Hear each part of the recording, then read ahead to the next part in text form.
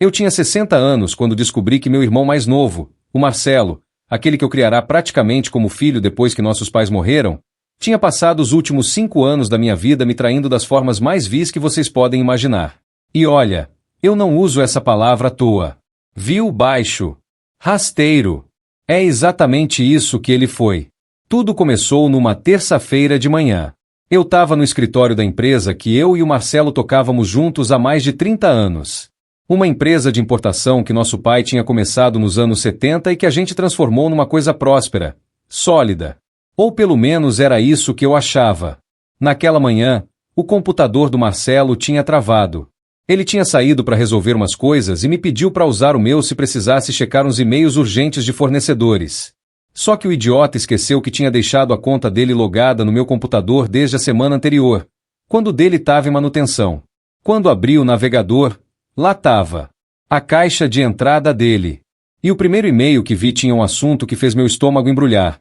Proposta final, venda das ações do Ricardo. Ricardo. Esse era eu. Minha mão tremeu quando cliquei naquele e-mail. Era de um advogado. Um advogado especializado em dissolução de sociedades. E o conteúdo? Meu irmão estava negociando há meses para me tirar da empresa. Me tirar da empresa que eu tinha ajudado a construir, que eu tinha dedicado mais de 3 décadas da minha vida. Mas não era só isso. Tinha anexos. Documentos. E quando abri aqueles arquivos, a realidade desabou sobre mim como uma avalanche. O Marcelo tinha falsificado minha assinatura em diversos contratos. Tinha criado uma empresa paralela para desviar clientes. Tinha mentido para os nossos parceiros dizendo que eu estava com problemas de saúde mental e que em breve ele assumiria tudo sozinho. E tinha, e isso foi o que mais doeu, convencido minha própria filha, a Patrícia, a ficar do lado dele nessa traição toda. Vocês precisam entender uma coisa. O Marcelo tinha 13 anos quando nossos pais morreram naquele acidente. Eu tinha 23. Larguei a faculdade, larguei minha vida, meus planos, tudo, para cuidar dele. Trabalhei que nem um condenado para que ele pudesse estudar nas melhores escolas, para que tivesse tudo que eu não tive. Quando ele quis entrar na empresa, eu dei metade de tudo para ele sem pestanejar.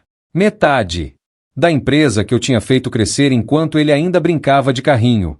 E ali estava a resposta dele para tudo isso. Continuei lendo. E-mail após e-mail. Conversas com advogados, com contadores, com clientes. O plano era meticuloso. Diabólico. Ele ia me acusar de má gestão, ia apresentar documentos forjados mostrando que eu tinha feito investimentos ruins, ia usar o fato de eu ter ficado viúvo há 2 anos como prova de que eu não estava mais em condições mentais de tocar o negócio. Tinha um e-mail em particular que me fez sentir náusea. Era uma conversa entre o Marcelo e a Juliana, datada de 6 meses atrás. Ela escrevia: Amor, você tem certeza que ele não vai desconfiar? Você conhece o Ricardo, ele é esperto. E a resposta do meu irmão? Relaxa. Ele tá tão afundado no luto que mal percebe o que acontece ao redor. É o momento perfeito. Ele confia em mim cegamente. Sempre confiou. Aquelas palavras. Sempre confiou. Como se a minha confiança fosse uma fraqueza. Como se amar meu irmão fosse uma falha de caráter. Tinha outro e-mail onde ele discutia comigo. Era para um dos advogados. O Ricardo sempre foi o irmão bonzinho, o responsável. Todo mundo acha que ele é perfeito. Mas quando eu mostrar que ele tá fazendo merda na empresa, que ele tá perdendo dinheiro, que ele não tá bem da cabeça, ninguém vai questionar. Vão até achar que eu tô fazendo um favor para ele. E o pior? Tinha planilhas. Planilhas detalhadas mostrando como ele ia dividir meu patrimônio. 15% para Patrícia, como eu tinha descoberto. 10% pro advogado principal. 5% pro contador cúmplice dele. E o resto? 70% para ele e a Juliana. 70% do que eu tinha construído. Fiquei sentado naquela cadeira por horas. Simplesmente lendo. Absorvendo. Processando a magnitude da traição. Em algum momento, a secretária bateu na porta perguntando se eu estava bem. Eu disse que sim, que só precisava de um tempo sozinho. Sozinho. Essa palavra ecoou na minha cabeça. Eu estava sozinho. Sempre tinha estado, na verdade, achando que tinha um irmão, um parceiro, uma família. Mas não tinha nada disso. Era um parasita usando máscara de irmão. E minha filha? A Patrícia tinha assinado uma declaração dizendo que estava preocupada com meu comportamento errático. Que eu tinha mudado depois que a mãe dela morreu. Que ela apoiava a decisão do tio de assumir o controle total. Eu imprimi tudo. Cada e-mail. Cada documento. Cada conversa. Deu mais de 300 páginas. Organizei tudo cronologicamente, separei por categorias: fraudes financeiras, falsificações, manipulação de clientes, conspiração familiar. Coloquei tudo numa pasta bem organizada. E aí eu esperei. O Marcelo tinha marcado um jantar de família para aquela sexta-feira. Disse que tinha uma notícia importante para dar. Eu sabia exatamente qual era a notícia. Ele ia anunciar que eu estava me aposentando por motivos de saúde e que ele assumiria tudo. Durante aqueles 3 dias, fiz meu próprio dever de casa. Procurei um advogado, um de verdade, não os ratos que o Marcelo tinha contratado. Mostrei tudo para ele. O homem ficou pálido. Ricardo, isso aqui da cadeia, foi a primeira coisa que ele disse. Eu sei, respondi. Também conversei com o contador da empresa, o Renato, um cara de confiança que estava comigo desde o início. Mostrei os documentos. Ele foi verificar os livros e descobriu que o Marcelo tinha desviado quase 2 milhões de reais nos últimos 2 anos. 2 milhões. Dinheiro que ele usou para comprar um apartamento no nome da mulher dele, para bancar a vida de luxo do filho, para investir na tal empresa paralela. Na quinta-feira, recebi a visita de 3 dos nossos principais clientes. Eles tinham recebido cartas do Marcelo dizendo que eu estava me afastando e oferecendo condições especiais se eles assinassem novos contratos só com ele. Mostrei as evidências para eles também. Os caras ficaram furiosos. Um deles, o Fernandes, que fazia negócio com a gente há 15 anos, disse que ia processar o Marcelo por tentativa de fraude. Ricardo, eu sempre desconfiei que tinha algo errado, disse Fernandes, folheando os documentos. Nas últimas semanas, o Marcelo vinha fazendo propostas que não faziam sentido. Preços muito abaixo do mercado, condições que vocês nunca ofereceriam. Eu achei que era desespero, mas agora vejo que era sabotagem. O segundo cliente, a Teresa, uma empresária que importava tecidos através da gente, estava visivelmente abalada. Ele me disse que você tinha tido um colapso nervoso, que você estava tomando remédios pesados e que não estava mais apto a tomar decisões. Eu fiquei com pena, Ricardo. Quase assinei aquele contrato absurdo que ele ofereceu. Que tipo de contrato? Perguntei. Ele queria exclusividade total por 5 anos, com cláusulas que me impediriam de trabalhar com qualquer outro importador. E o pior, tinha uma cláusula escondida no meio do contrato que dava a ele direito de aumentar os preços em até 40% a qualquer momento, sem justificativa. 40%. O filho da mãe ia sugar nossos clientes até a última gota. O terceiro cliente, o Maurício, era mais jovem, tinha começado a fazer negócio com a gente há uns 3 anos. Ele estava quieto, mas quando falou, as palavras dele me pegaram de surpresa. Senhor Ricardo, posso falar uma coisa? Eu nunca gostei do seu irmão. Sempre achei ele escorregadio. Sabe quando você sente que a pessoa está sempre calculando, sempre procurando um ângulo? Eu só fazia negócio com vocês porque confiava no senhor. Se eu soubesse que ele ia assumir sozinho, eu teria pulado fora. Por que você nunca me disse isso? Perguntei. Porque ele é seu irmão. Achei que seria desrespeitoso. Mas agora vejo que meu instinto estava certo. Sexta-feira chegou. O jantar seria às 8 da noite. O Marcelo tinha reservado um salão inteiro num lugar que a gente costumava frequentar. Chamou os tios, os primos, alguns amigos próximos da família. Mais de 40 pessoas. Cheguei às 8 em ponto. O Marcelo estava lá, todo sorridente, me abraçou como se nada tivesse acontecido.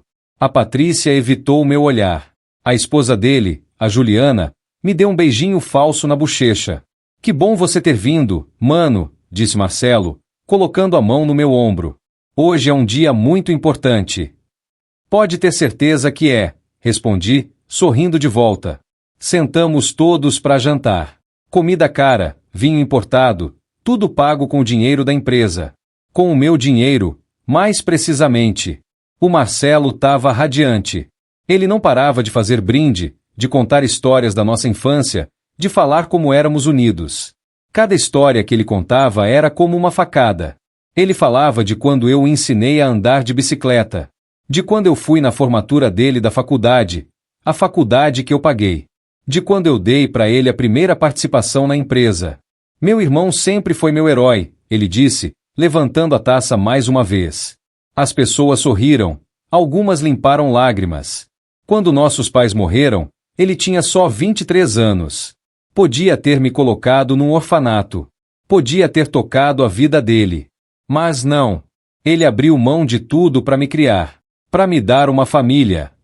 A hipocrisia era tão densa que eu podia sentir o gosto amargo na boca. Olhei em volta da mesa.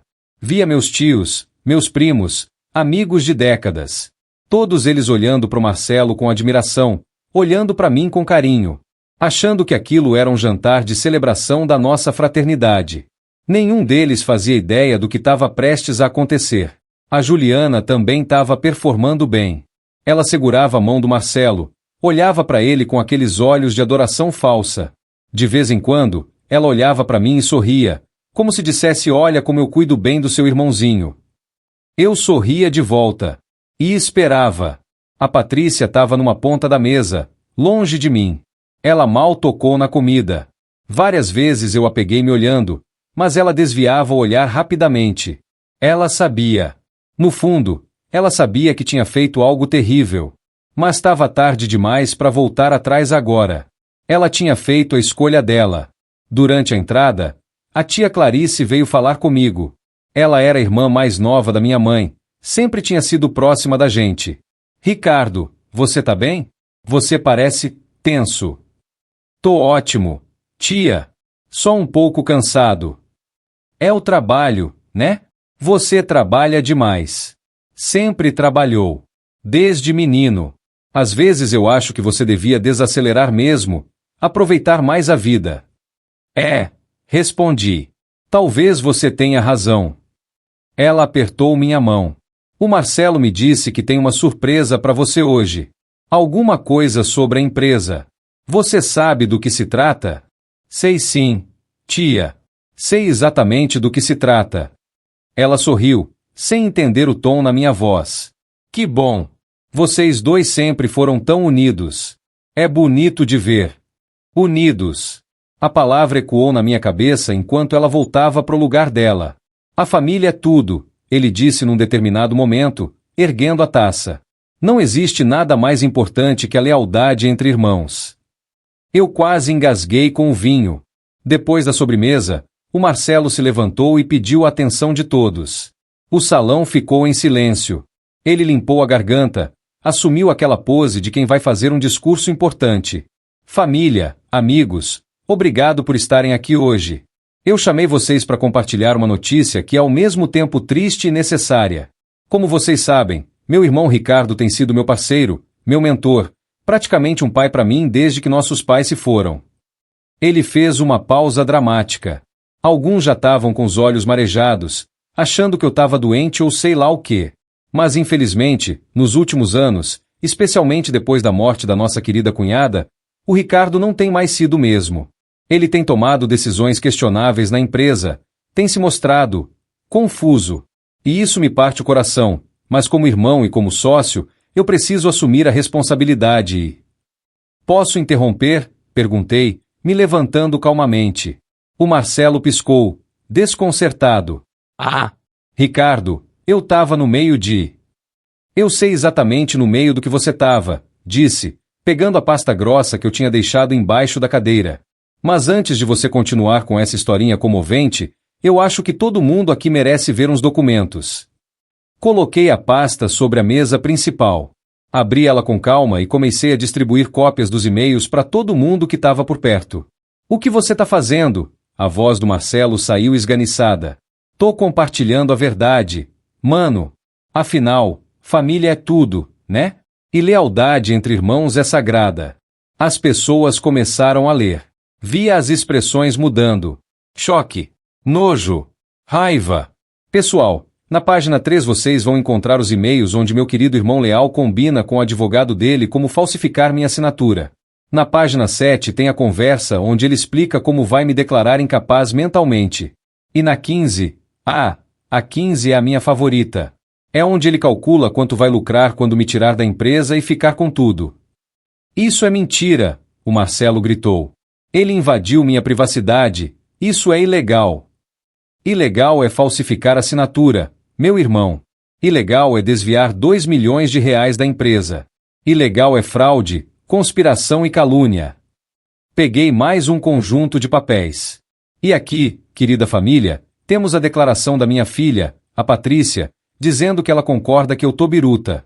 Uma declaração que ela assinou 3 meses atrás em troca da promessa de que o tio generoso ia dar 15% da empresa para ela quando me tirasse do caminho.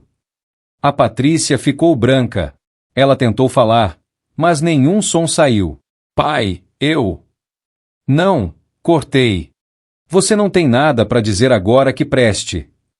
Um dos meus tios, o Jorge, se levantou segurando os papéis. Marcelo, isso aqui é verdade? Você realmente fez isso? Tio Jorge, deixa eu explicar, não é bem assim. Responde a pergunta. Meu tio berrou. Você falsificou a assinatura do seu irmão? Você roubou da empresa? O silêncio do Marcelo foi mais eloquente que qualquer confissão. Aí foi um pandemônio. A família toda começou a gritar. A mãe da Juliana, que estava lá também, começou a chorar dizendo que não sabia de nada. Os primos ficaram indignados. Minha tia Clarice, que tinha sido super próxima do Marcelo a vida toda, rasgou os papéis na cara dele gritando que ele era uma vergonha pro nome da família. E a Juliana? Ela teve a cara de pau de tentar me culpar. Você não entende a pressão que o Marcelo estava sofrendo. Você sempre foi o favorito, o irmão perfeito. Ele só queria ser reconhecido. Reconhecido? Repeti, incrédulo. Eu dei metade da empresa para ele. Metade de tudo que eu construí. Paguei a faculdade dele, dei um cargo de diretor quando ele mal sabia somar 2 mais 2. Que reconhecimento mais ele queria? Você sempre tratou ele como se fosse inferior. Eu tratei ele como irmão. Um irmão que eu criei, que eu amei, que eu confiei. Foi aí que o Marcelo finalmente explodiu. Confiou? Você me controlava. Cada decisão tinha que passar por você. Eu nunca tive autonomia real naquela empresa. Porque você não tinha competência para ter, gritei de volta. Todas as vezes que eu te dei autonomia, você fez merda. Lembra daquele contrato com os alemães que você quase perdeu porque não leu as cláusulas? Lembra do investimento naquela franquia furada que eu tive que salvar? Eu não te controlava, eu te protegia da sua própria incompetência. Viu? É sempre assim. Sempre me diminuindo.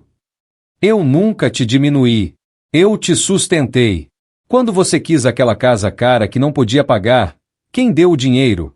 Quando a Juliana quis fazer aquela viagem para a Europa, quem pagou? Quando seu filho precisou de tratamento dentário caro, quem pagou? Eu tava com as veias do pescoço saltando, minha voz ecoava pelo salão inteiro. E você sabe como você retribuiu tudo isso? Tentando me roubar. Não só o dinheiro, não. Você tentou roubar minha dignidade, minha reputação, minha própria sanidade. Você ia me pintar como louco para todo mundo. Porque você tá louco, ele berrou de volta. Desde que a Fernanda morreu, você não é mais o mesmo. Você fica obcecado com trabalho, não sai de casa, não tem vida. A empresa é tudo que você tem e isso não é saudável. E a solução era me roubar? Era isso? Me tirar a única coisa que me mantém de pé? Era te dar um motivo para viver de verdade, para se aposentar, para aproveitar a vida. Dei uma risada sem humor. Aproveitar a vida.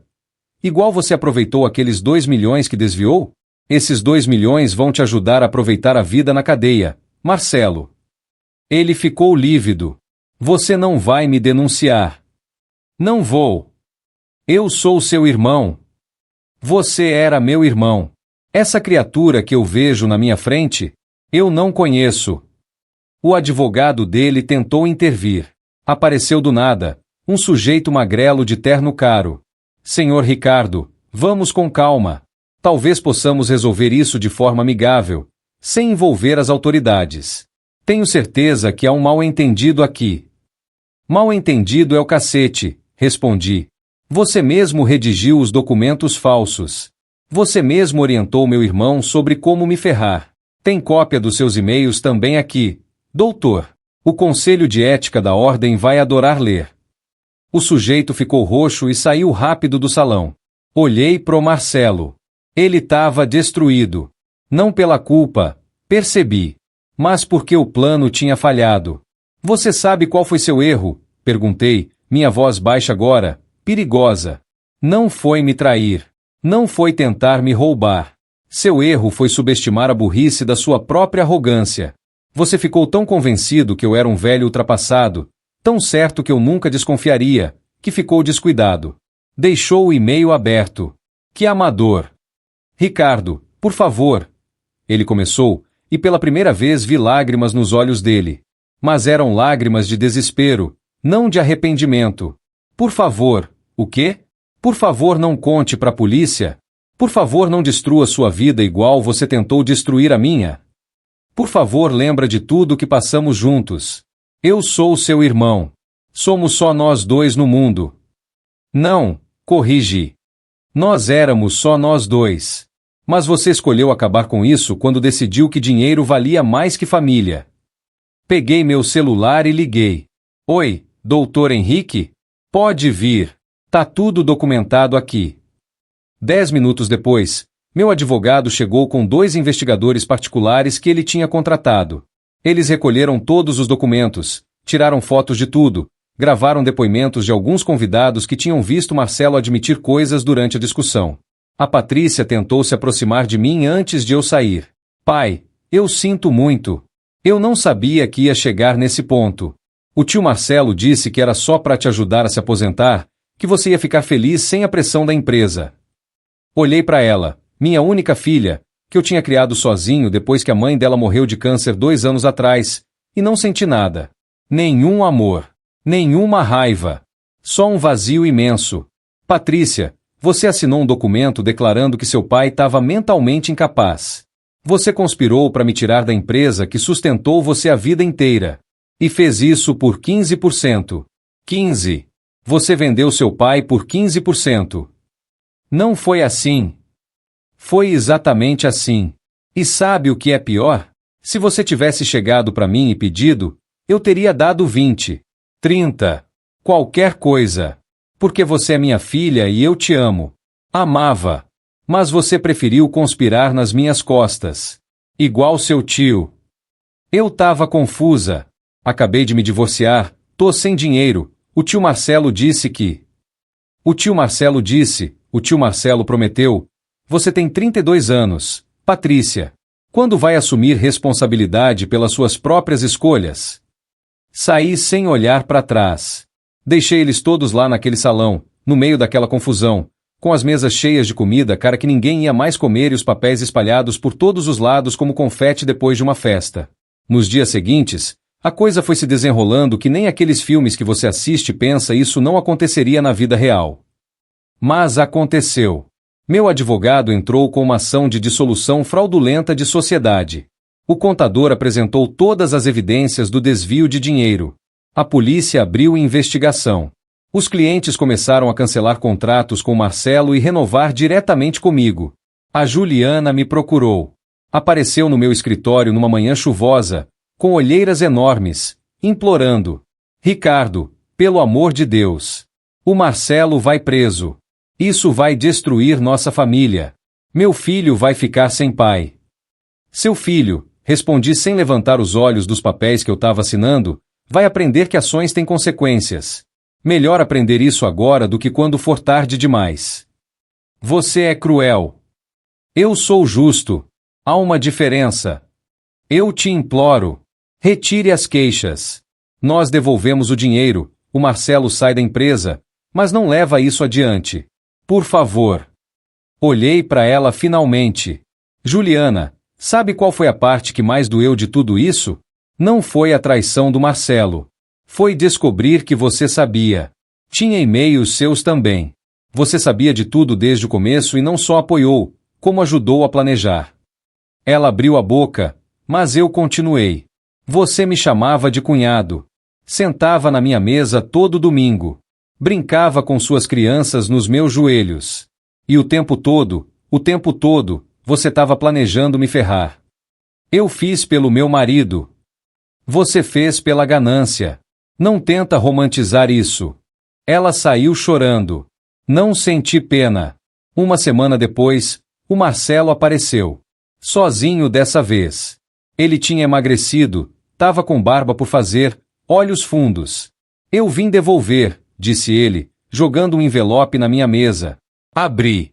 Era um cheque de 2 milhões. De onde tirou esse dinheiro? Perguntei. Vendi o apartamento. Vendi o carro. Peguei empréstimo contra a casa. Tá tudo aí. Isso não apaga o que você fez. Eu sei. Mas é um começo. Ricardo, eu errei. Errei feio. Não tenho desculpa. Mas você é meu irmão. Você é a única família que eu tenho de verdade. Você pensou nisso quando estava falsificando minha assinatura? Eu não pensei. Eu não estava pensando direito. Eu estava com inveja, com raiva, Eu não sei.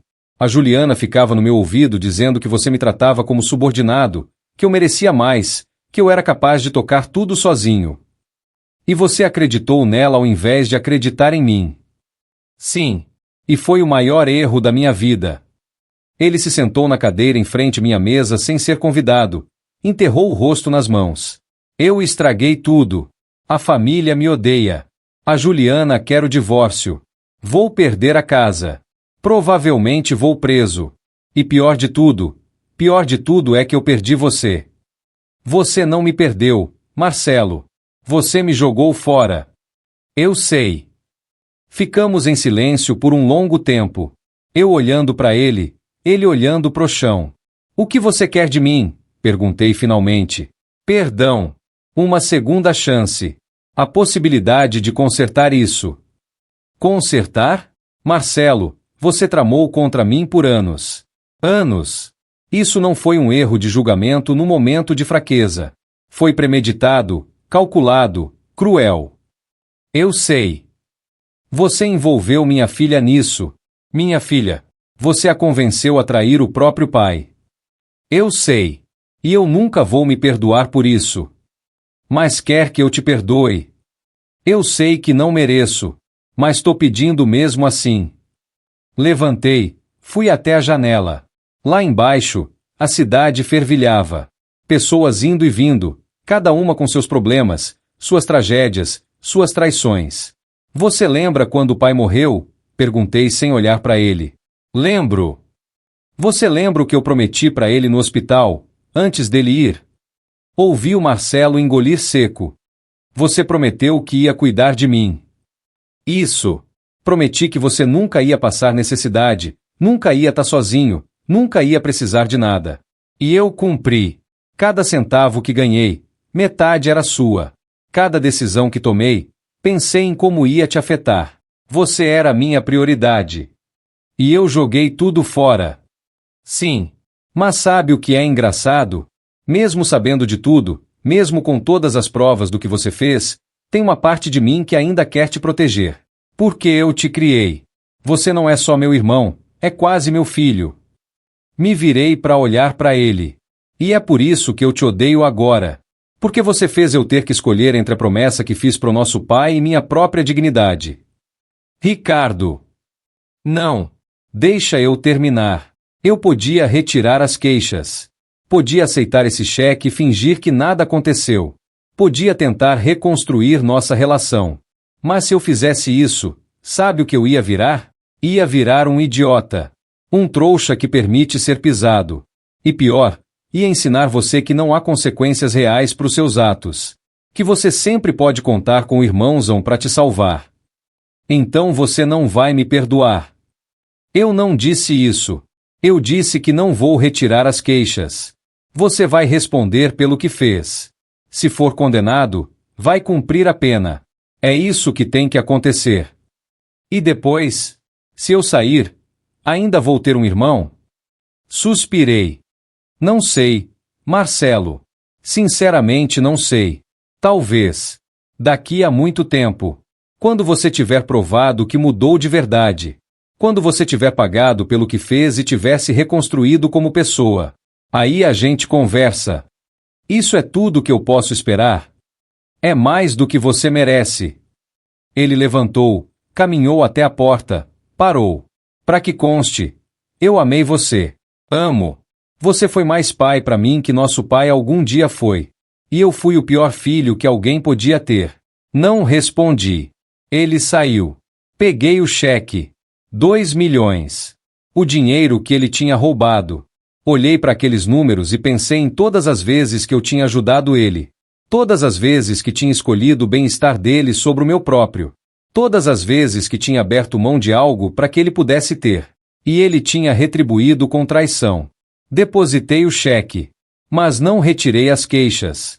2 semanas depois, a Patrícia apareceu. Ela não tinha tentado me contatar desde aquela noite. Tava diferente. Cabelo preso, sem maquiagem, olhos vermelhos de tanto chorar. Pai, eu preciso falar com você. Então fala. Eu errei. Errei tanto. Eu não tenho desculpa pro que fiz. O tio Marcelo me manipulou, mas eu deixei ser manipulada porque eu queria. Porque eu tava com raiva. Raiva de quê? De você. Por ter continuado vivendo depois que a mãe morreu. Por ter se jogado no trabalho ao invés de ficar em casa sofrendo comigo. Por não ter ficado tão quebrado quanto eu fiquei. Isso me pegou desprevenido. Patrícia. Eu sei que é irracional. Eu sei que cada um lida com o luto do seu jeito. Mas quando você voltou a trabalhar 3 dias depois do funeral, eu senti que você não ligava. Que a empresa era mais importante que a memória da mãe. Que eu era menos importante. Sentei pesado na cadeira. Eu voltei a trabalhar porque senão ia enlouquecer. Porque ficar em casa, naquele silêncio, naquele vazio, eu não ia aguentar. O trabalho me salvou. E me abandonou. Eu nunca te abandonei. Você abandonou emocionalmente. Quando eu precisava conversar sobre a mãe, você mudava de assunto. Quando eu chorava, você saía da sala. Você se fechou. Porque eu não sabia lidar com aquilo. Porque ver você sofrendo me fazia sofrer mais ainda. Porque eu tinha que ser forte para nós dois. Mas eu não queria que você fosse forte. Eu queria que você fosse humano. Que você chorasse comigo, que você sentisse falta dela comigo. Passamos um tempo em silêncio. 2 enlutados que tinham lidado com a mesma perda de formas tão diferentes que acabaram se perdendo um do outro. Mesmo assim, disse finalmente, isso não justifica o que você fez. Eu sei. Nada justifica. Mas eu preciso que você saiba por que eu fiz. Não para me desculpar, mas para você entender que não foi porque eu não te amo. Foi porque eu te amo torto, machucado. E agora? Agora eu tô na terapia. Tô lidando com minhas coisas. Tô tentando ser uma pessoa melhor. E tô aceitando que talvez você nunca me perdoe. Mas eu precisava te dizer, eu sinto muito. De verdade. Do fundo do meu coração partido. Olhei para minha filha. Vi a mulher que ela tinha se tornado, ferida, mas tentando cicatrizar. Perdida, mas buscando um caminho. Patrícia, eu te perdoo. Ela regalou os olhos. O quê? Eu te perdoo. Porque você é minha filha. Porque eu entendo que você estava sofrendo. Porque, diferente do Marcelo, você veio aqui com honestidade real, não tentando se salvar, mas tentando ser honesta. Pai. Mas, levantei a mão, perdoar não é esquecer. E não significa que tudo volta a ser como era. Você quebrou minha confiança. Vai levar tempo para reconstruir isso. Talvez anos. Talvez nunca seja como antes. Mas eu tô disposto a tentar se você tiver. Ela desabou em lágrimas. Levantou e me abraçou, e pela primeira vez em 2 anos, desde o funeral da mãe dela, eu também chorei. Eu vou reconquistar sua confiança, ela sussurrou. Mesmo que leve o resto da minha vida. Então é melhor começar agora. Ela se afastou, limpou as lágrimas. Como? Testificando contra o Marcelo. Contando exatamente como ele te manipulou, mas também assumindo sua parte. Sendo honesta perante a justiça. Isso pode me incriminar também.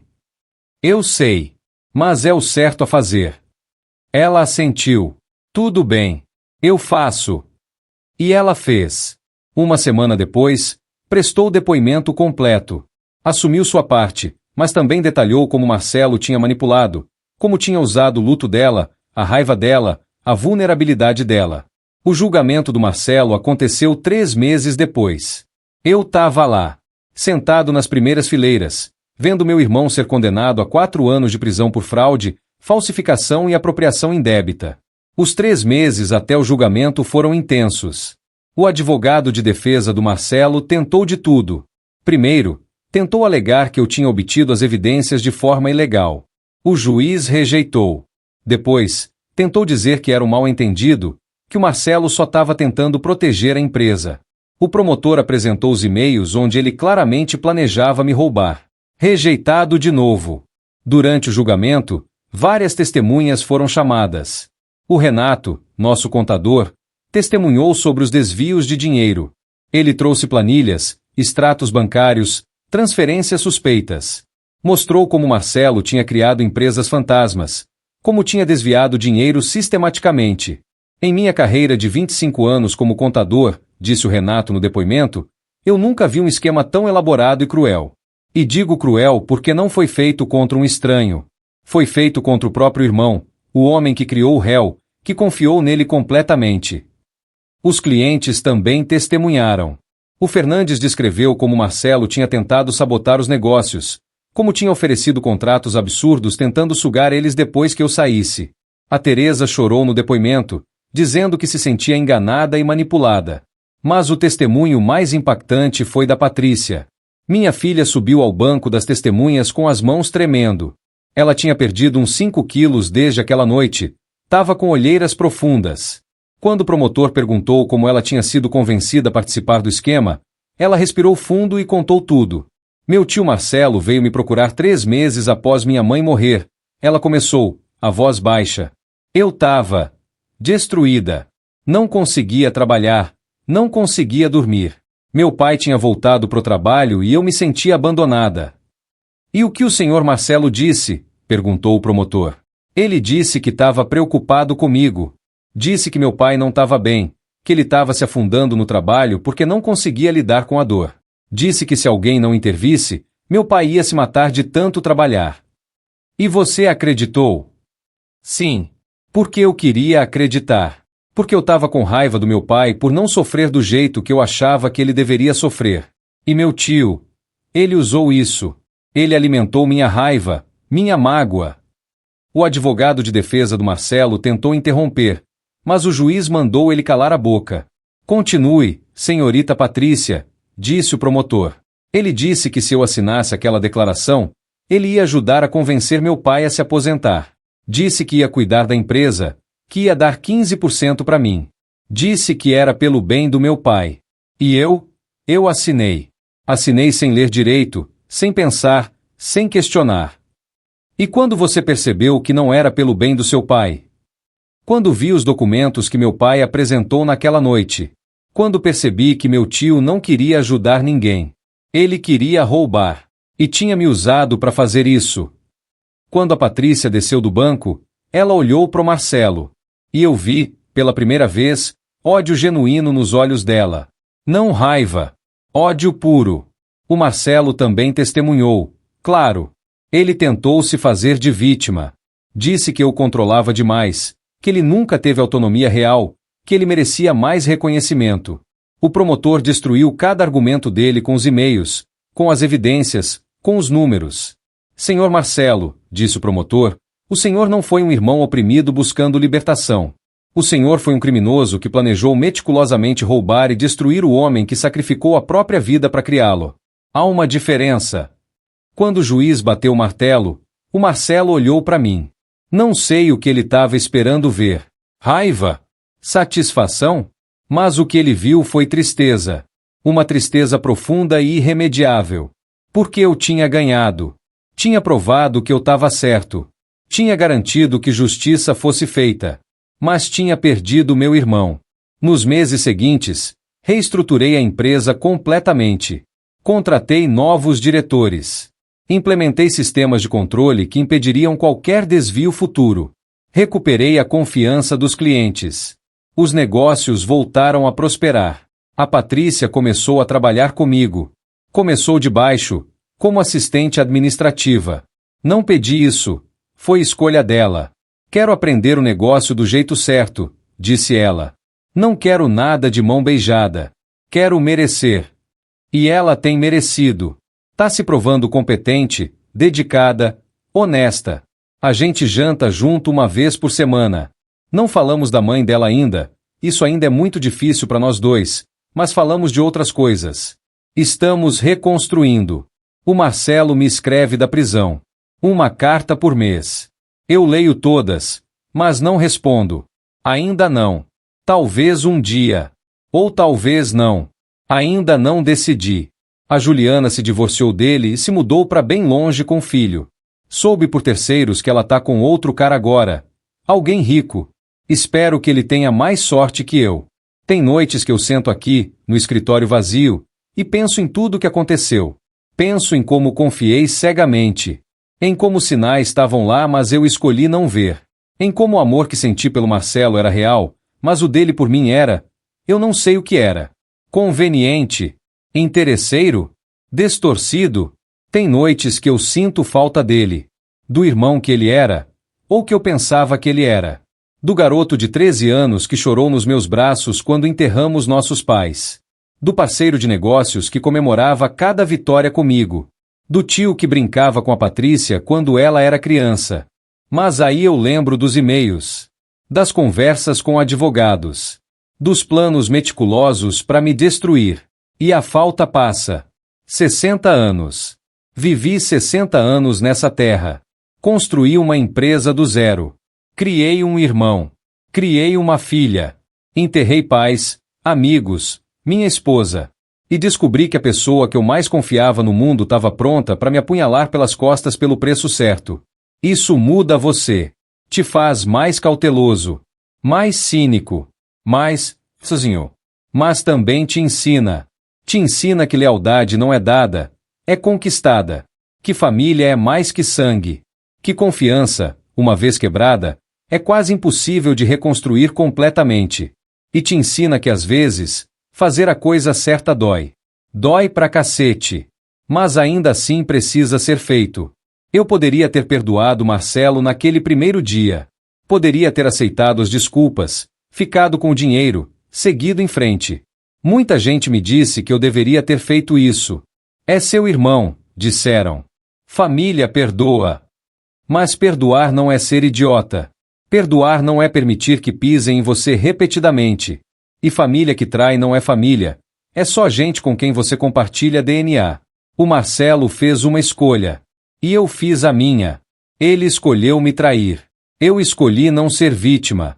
Às vezes, tarde da noite, quando tá tudo quieto e eu tô sozinho com meus pensamentos, eu me pergunto se fiz a coisa certa.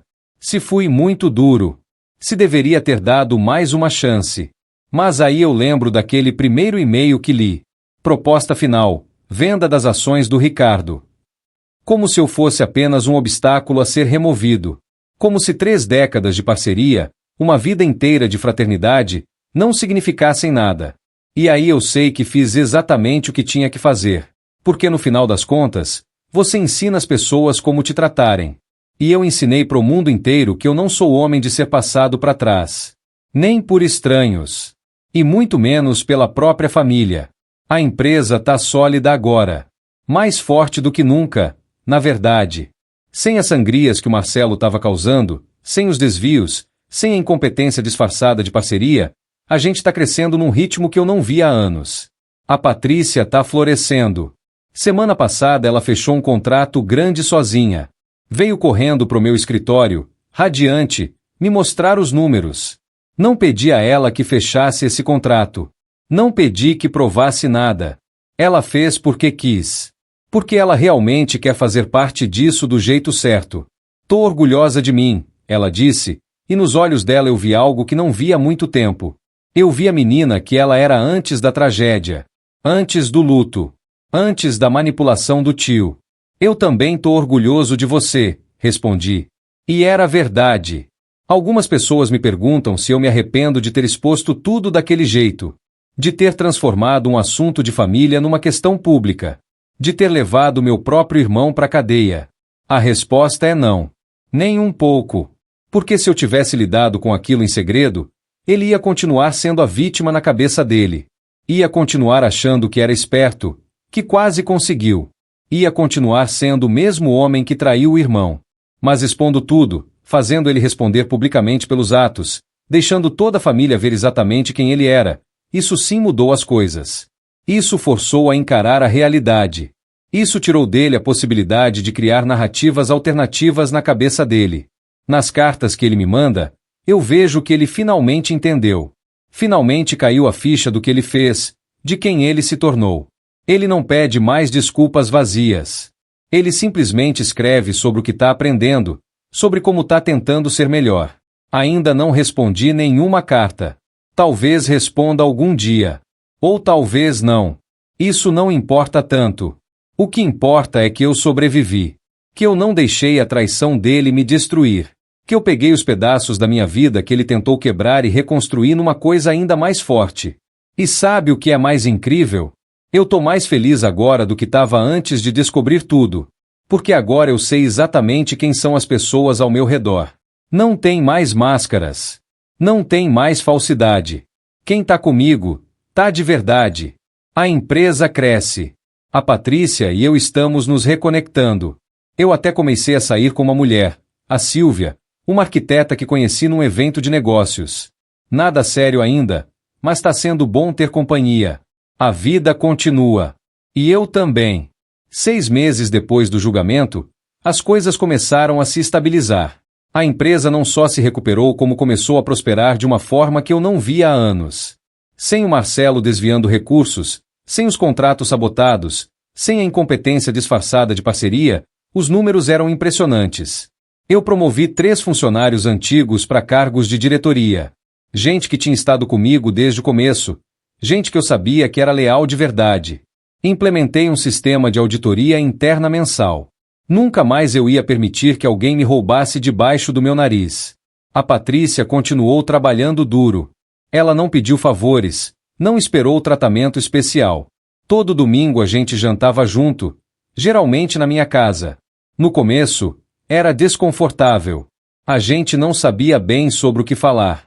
Mas aos poucos, fomos encontrando nosso caminho de volta um pro outro. Um domingo, ela chegou para jantar com os olhos inchados. Tinha chorado. Sentou na mesa e ficou quieta por um tempo. Pai, eu preciso te contar uma coisa. Pode falar. Eu comecei a fazer terapia. Uma terapeuta especializada em luto.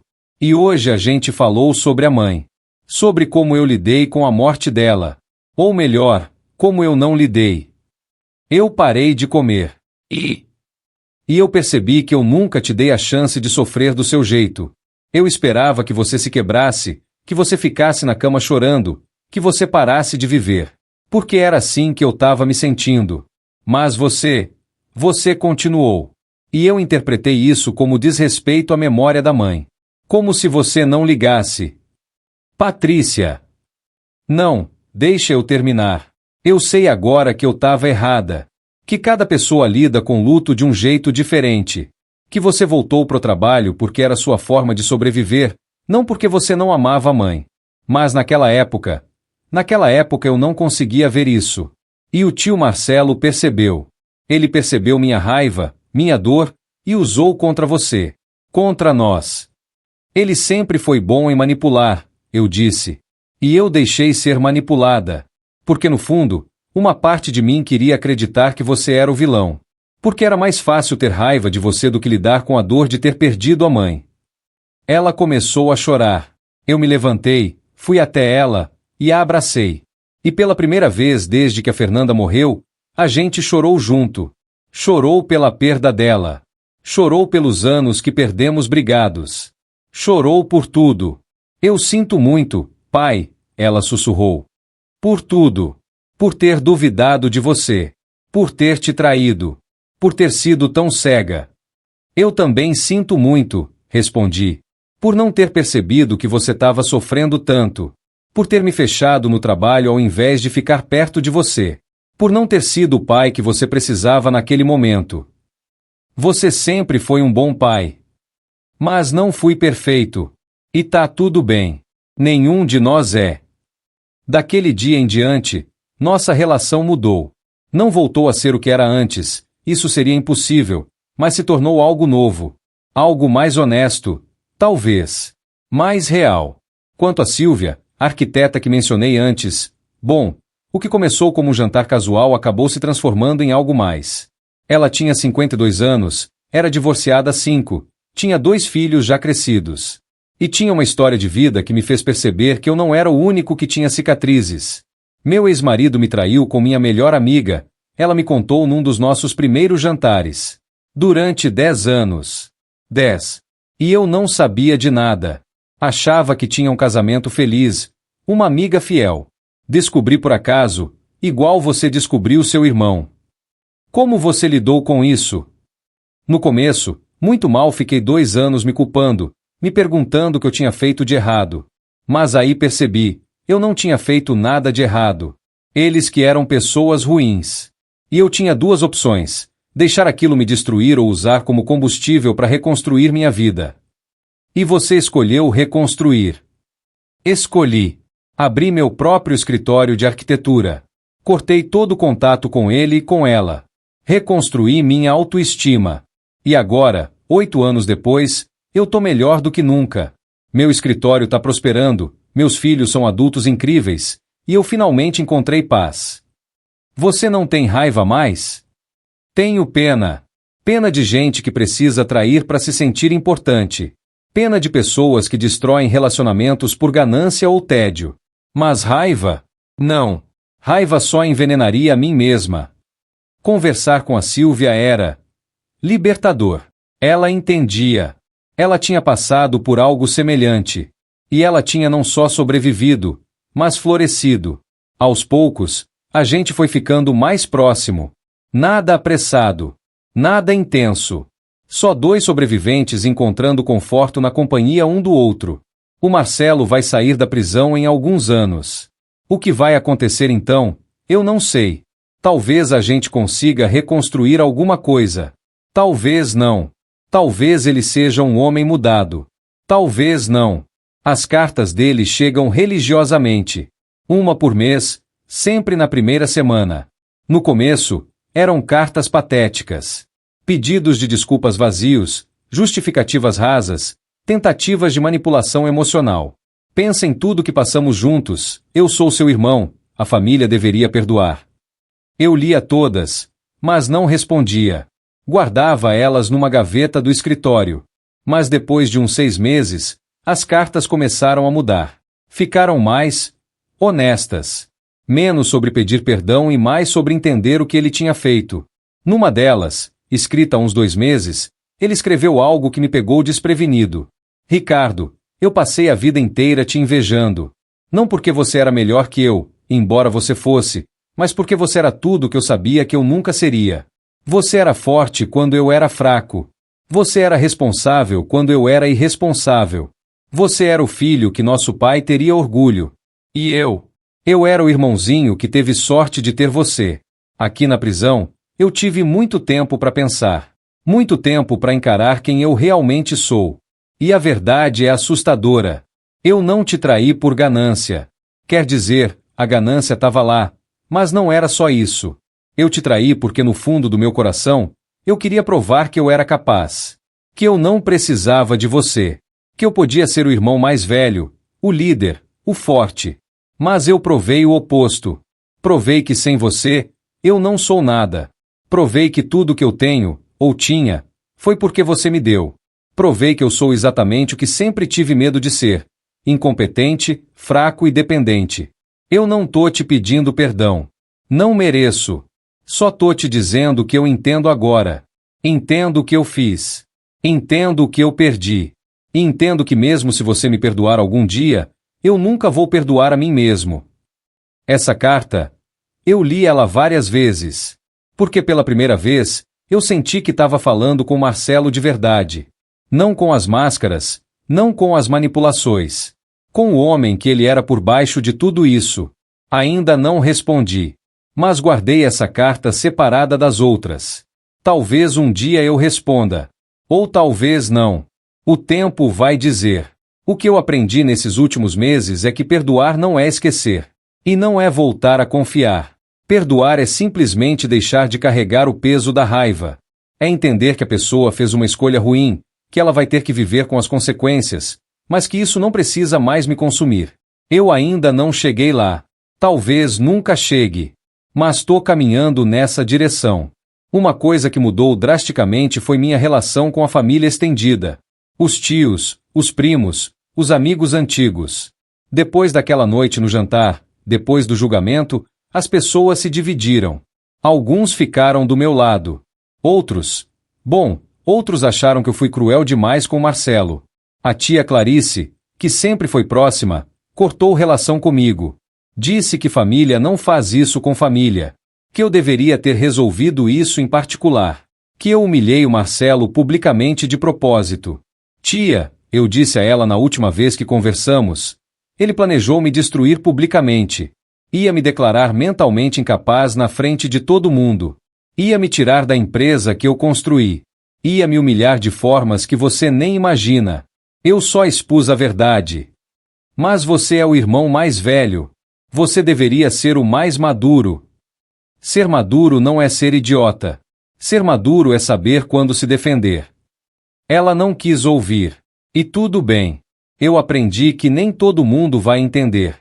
Nem todo mundo vai concordar. E eu não preciso da aprovação de todo mundo para fazer o que é certo.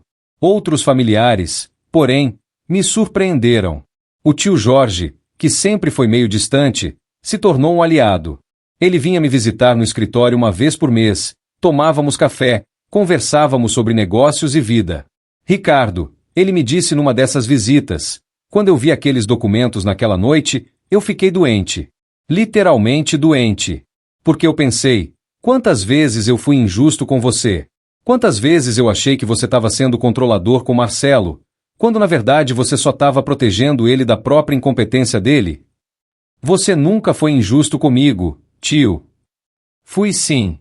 Teve vezes que o Marcelo reclamava de você e eu pensava, coitado, o Ricardo não dá espaço para ele. Mas agora vejo que você dava espaço demais. E ele usou esse espaço para te apunhalar. Essas conversas me fizeram perceber algo importante. A traição do Marcelo não tinha sido só contra mim. Tinha sido contra a própria ideia de família.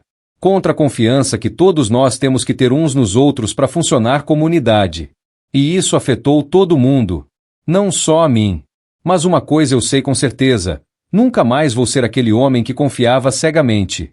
Nunca mais vou colocar o amor pela família acima da minha própria dignidade. Nunca mais vou ignorar os sinais de alerta só porque a pessoa compartilha meu sangue. 60 anos me ensinaram muita coisa.